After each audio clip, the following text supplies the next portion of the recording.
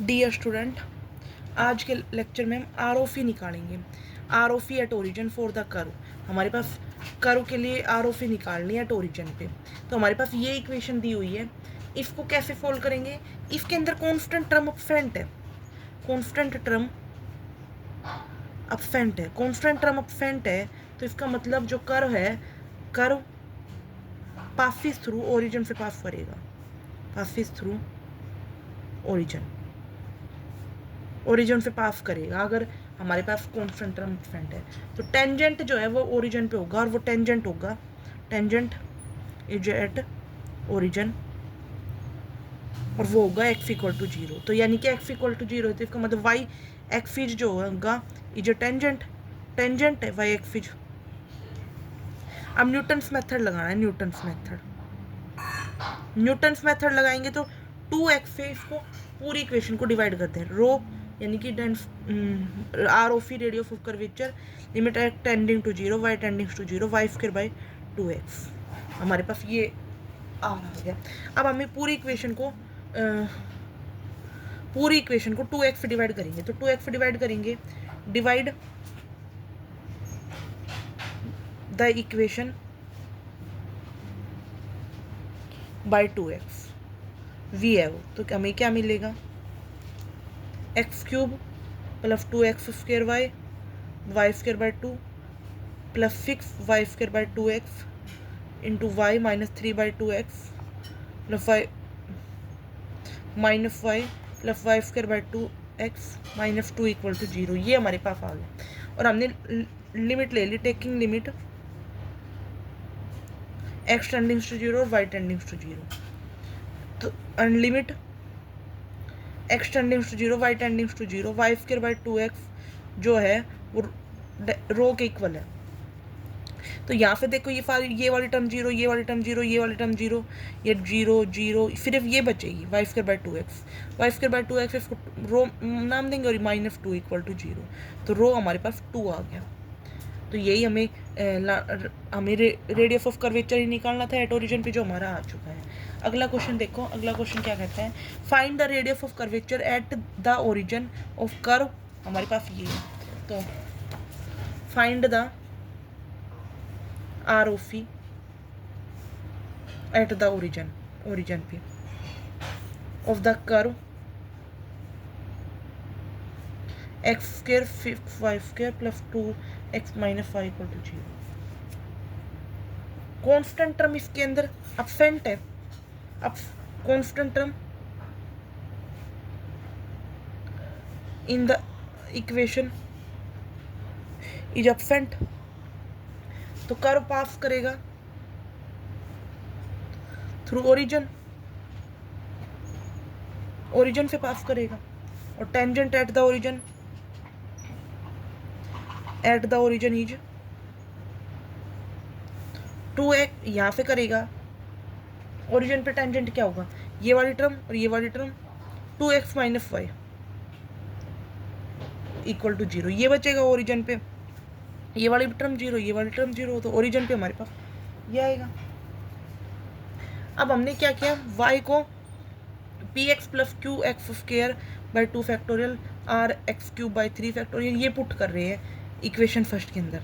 तो हम क्या देखेंगे? X square plus 6 p x plus q x square by 2 fact r x cube by 3 factorial plus plus plus square plus 2x minus y p x plus q x square by 2 factorial plus plus equal to zero, which is an identity. जो ये identity equation बन गई। अब equate करेंगे the coefficient, equating the coefficient of x and x cube x square. तो यहाँ पे x square का कोफिशिएंट करेंगे तो एक्स का करेंगे तो 6p और यहाँ पे प्लस 2।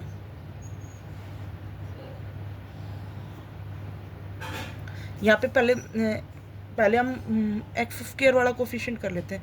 तो यहाँ पे आएगा 1, यहाँ पे माइनस 2p,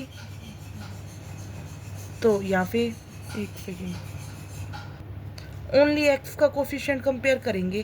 तो देखो यहाँ पे स्क्वायर हो जाएगा, ये वाला भी नहीं आएगा, सिर्फ ये आएगा 2 माइनस और यहाँ पे p इक्वल टू 0। तो यहाँ पे p की वैल्यू 2 आ गई।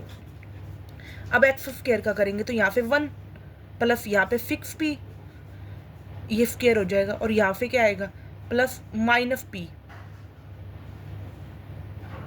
सॉरी ये वाली टर्म नहीं आएगी, ये वाली आएगी q, minus q by 2 factorial equal to 0। तो यहाँ पे क्या आएगा 1 equal to q by 2 factorial minus 6p। तो p की वैल्यू हमारे पास 2 है, तो यहाँ पे 2 पुट कर देंगे, q minus q by 2 factorial minus 12 equal to 1। तो यहाँ पे हमारे पास p को अगर 2 पुट करेंगे तो यहाँ पे क्या आएगा, सॉरी ये p स्क्वायर आएगा, ये p स्क्वायर आएगा, देखो ना यहाँ पे p स्क्वायर आएगा ना, तो p स्क्वायर आएगा, तो यहाँ पे p स्क्वायर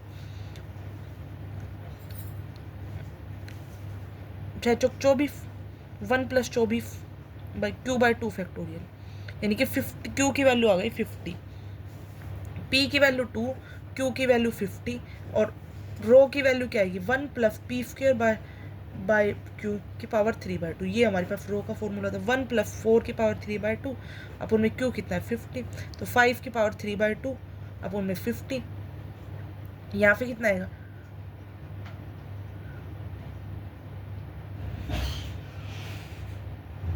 5 इंटू 5, देखो यहाँ पे करेंगे तो हमारे पास 5 की पावर 3 करेंगे, 5 5 25 25 5 125, 125 की पावर 1/2 अपॉन में 50, 125 की पावर 1/2 करेंगे तो कितना आएगा, यहाँ पे इसकी मल्टीप्लाई वगैरह करनी है, तो इसको यूँ लिख दूँ ना मैं, √5 इंटू रूट 125 इंटू √125, तो रूट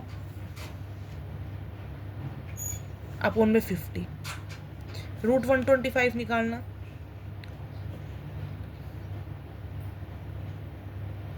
तो मतलब 5√2 अपॉन में 50, तो यहाँ पे 2 आ गया, यहाँ से कटेगा तो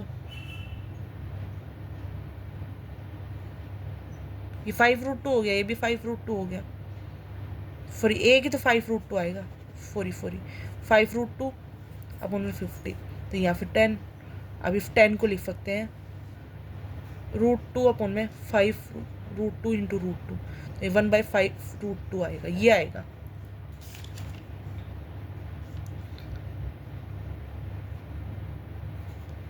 ठीक है, अब अगला क्वेश्चन देखो, find the ROC at the origin of 2 branch, 2 branches है हमारे पास of the curve given by x equal to 1 minus t square और y equal to 1 minus t cube. तो कैसे सोल्व करेंगे, x equal to 1 minus t square है, y equal to 1 minus t cube है, t minus t cube है, तो t यहाँ पे कॉमन ले लिया 1 माइनस टी स्क्वायर, यहाँ पे t कॉमन लिया तो t, और 1 माइनस एक्स स्क्वायर की जगह t x, तो यहाँ पे y equal to t x आ गया, t equal to y by x आ गया। ठीक है, अब x जो है वो कितना है, t की वैल्यू जो हमारी फर्स्ट इक्वेशन है 1 माइनस टी स्क्वायर, यहाँ पे पुट कर दो 1 minus y square by x square. ठीक है, तो x cube equal to x square minus y square. ठीक है, अब हमारे पास ये इक्वेशन बन गई, ये इक्वेशन बन गई।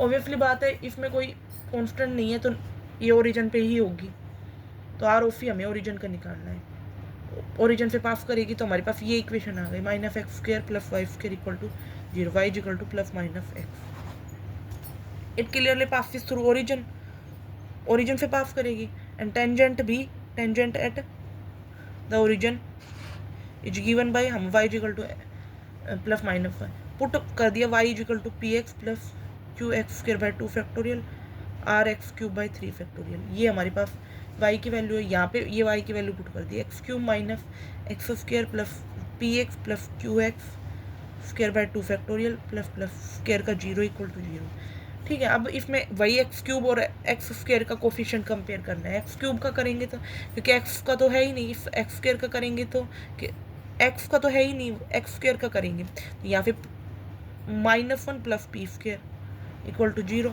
और यहाँ पे करेंगे तो 1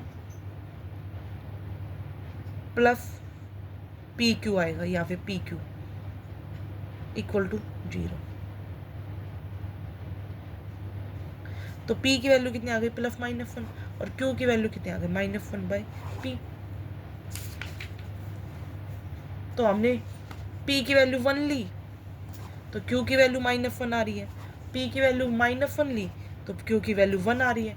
ये सारी वैल्यू यहाँ पुट कर दो, 1 + p की पावर 3/2 के बाई q, p स्क्वायर की ये सारी वैल्यू पुट करोगे, 1 + 1 की पावर 3/2 अपन में +-1, तो यहाँ पे +-2√2 आ जाएगा।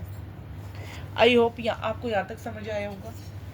अगला क्वेश्चन देखो, अगला क्वेश्चन भी इजी है, मैं वो करवाती हूँ आपको। फाइंड द आरओसी, आरओसी ही निकालनी है हमें at the pole to the curve r = a theta plus sine theta. तो इसका dr/d निकालेंगे तो क्या आएगा, a × 1 + cos theta, tan phi के इक्वल आएगा, tan phi r × d/dr, a × theta plus sine theta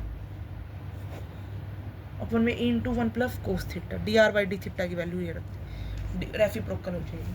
तो यहाँ पे क्या आएगा, थीटा प्लस साइन थीटा अपन में 1 + cos थीटा। r को हमने 0 रखा तो थीटा हमारे पास 0 आया पोल के ऊपर, तो tan फाई कितना हो जाएगा, tan फाई हो जाएगा 0 अपन में 1 + 1, यानी कि थीटा फाई कितना हो गया 0। ठीक है, अब पोल पे अगर initial line is tangent to the curve at pole पे है, तो हमारे पास पोल पे है ना ये चीज़, तो पोल पे है, ये कर्व ही पोल का है कि इस तरीके से इसका कर्व बनेगा कुछ। तो हमारे पास क्या होएगा, रो जो होगा वो कितना होगा, लिमिट थीटा टेंडिंग्स टू 0 और r टेंडिंग्स टू 0, तो 1/2 dr/d। तो लिमिट थीटा टेंडिंग्स टू 0 और r टेंडिंग्स टू 0, तो 1/a × 1 + cos थीटा अपन में 2, तो यहाँ पे लिमिट 0 की तरफ टेंड करी तो a आ गया, और यही हमें प्रूव करना था। Thank you for watching my video. मेरे को लग रहा है आपने यहाँ कैलकुलेशन में देखो हमारा कुछ मिस्टेक हुआ है, 125 की पावर 1/2 अपन में 50, इसको कैसे सोल्व करेंगे भाई, इसको लिख दिया 125 का रूट अपन में 50। 125 को हम क्या लिख सकते हैं, 2 5 5, तो 5√5 अपन में 50 को हम 5 × 10 लिख सकते हैं, 5 से 5 कट गया, √5 अपन में 10, तो यहाँ पे लिखेंगे 5 × 2, तो √5 से मल्टीप्लाई, √5 से डिवाइड, तो ये फिर 5 से 5 कट गया, तो यहाँ पे आगे 1/2 √5 आएगा। मैंने कुछ अलग बता दिया था क्या, मैंने 5√2 बता दिया, सॉरी 1/2 √5 आएगा। अगर आपको अभी भी कोई डाउट आती है तो आप मुझे कमेंट सेक्शन में जरूर बताएं, और आपको वीडियो अच्छी लगती है तो वीडियो को लाइक करें, चैनल को सब्सक्राइब करें। Thank you for watching my video. If you like my video then subscribe my YouTube channel. ये मैंने 5.3 कंप्लीट करा दिया, 5.4 में अगली एक्सरसाइज में ज़रूर करा दूंगी। एजम्प्टोट्स के ऑलमोस्ट कवर हो चुका है, थोड़ा सा पोर्शन बचा हुआ है, एजम्प्टोट्स का कवर करवा दूंगी, आपका ऑलमोस्ट 2 सेक्शन कवर हो जाते हैं। Thank you for watching my video.